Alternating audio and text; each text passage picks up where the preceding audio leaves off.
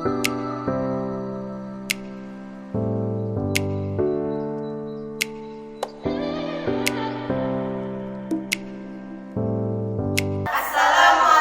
warahmatullahi wabarakatuh. Kami dari kelompok 2. Nama saya Aulia Sapitri. Nama saya Arbaina. Nama saya Aulia Sotonansana. Dan nama saya Aulia Saada. Dengan dosen pembimbing Bapak Agus Diono. dengan tema Pentingnya psikologi pendidikan bagi pendidik dan kontribusi terhadap pendidikan. Teman-teman, kalian tahu nggak apa itu psikologi pendidikan? Kau belum tahu nih, dengar penjelasan dari teman aku. Psikologi pendidikan terbagi dari dua kata, psikologi dan pendidikan. Psikologi berarti ilmu kejiwaan, perilaku dan tingkah laku, dengan konotasi lain yang menganggap psikologi sebagai ilmu yang menyelidiki jiwa. Pendidikan ialah proses pengubahan sikap dan tata laku seseorang atau sekelompok orang dalam usaha mendewasakan manusia melalui upaya pengajaran dan pelatihan. Jadi, psikologi pendidikan adalah cabang dari ilmu psikologi yang menghususkan diri pada cara memahami pengajaran dan lingkungan pendidikan. Oh gitu. Terus apa pentingnya pendidikan bagi pendidik? Pentingnya psikologi pendidikan bagi pendidik.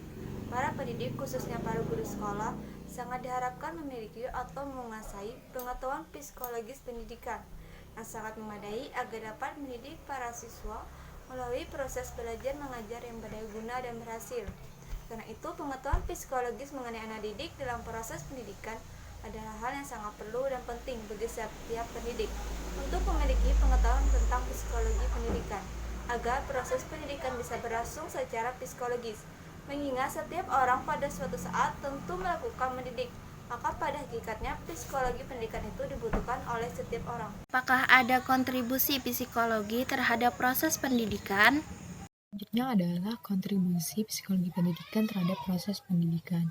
Nah, jadi seorang guru atau dosen atau pendidik dalam menjalankan perannya sebagai pengajar atau pembimbing, pendidik dan pelatih bagi para peserta didiknya.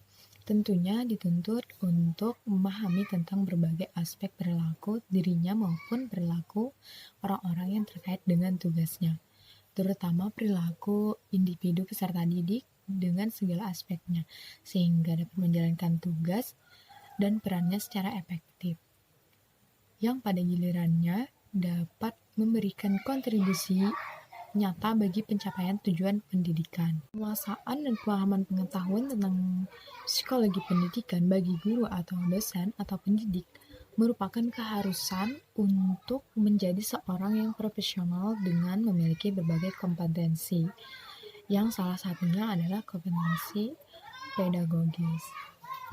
Apa aja sih peran psikologi pendidikan dalam proses belajar mengajar? Peranan psikologi pendidikan diantaranya, yang pertama, psikologi pendidikan akan berperan dalam mempersiapkan para guru atau calon guru yang profesional yang berkompetisi dalam belajar dan mengajar. Yang kedua, psikologi pendidikan mempengaruhi perkembangan, perbaikan, dan penyempurnaan kurikulum sekolah sesuai dengan tuntutan perkembangan pendidikan sebagai pedoman bagi para guru dan membimbing proses belajar mengajar para siswa yang memadai. Yang ketiga, psikologi pendidikan dapat mempengaruhi ide dan pelaksanaan administratif dan supervisi pendidikan yang akan dilaksanakan oleh para pemimpin dan pemilik sekolah dalam mengelola kelancaran proses pendidikan di sekolah. Menurut Pian Tucel, apakah banjir itu berdampak terhadap pendidikan anak Pian kayak tenang? Berdampak lah. Kenapa jadi terdampak tuh lah? Soalnya aku tuh kemana-mana ngalih. Apakah Pian membantu juga anak Pian selama di rumah tuh belajar? Sangat membantu. Soalnya anak tuh tidak bisa kada didampingi kayak tenang saat belajar. Apalagi kan sekarang tuh pelajarannya tuh kada kayak kita biasanya sudah pelajaran tuh yang dulunya pelajaran SMA sekarang sudah diajarkan di SMP. Bagaimana tingkah laku anak pian saat belajar dari rumah dibandingkan dengan belajar di sekolah? Adakah perbedaannya Kak itu? Sangat berbeda, soalnya kalaunya lagi bisa sekolah, jadi kan tugas-tugas sekolah yang dari sekolah aja yang dibawa ke rumah. Kalau sekarang kan yang dipelajarinya segala-galanya di rumah, jadi biasanya tuh tertumpuk kayak itu nah. Iya. Jadi bertambah kusang, bertambah stresnya di rumah. Mana di rumah tahu belajarnya di rumah. Kalau di sekolah tuh kan ada kawan yang membantu biasanya. Lo tadi Jerpian kayak berperan kayak atau dari melajari maksud kayak maksudnya tuh yang anak pian tuh dilajari itu langsung paham kah atau kayak sepaham yang gurunya mengajar itu kah? Kan sekarang tuh online malah Ya. jadi yang guru memaparkan di online tuh biasanya kada semuanya dipahami. Jadi seorang tuh harus berpikir keras juga memahami apa yang mengajar gurunya pelajari itu nah. Kalau Yang diajarkan dipahamkan gurunya ke- tuh dipahamkan ke anaknya.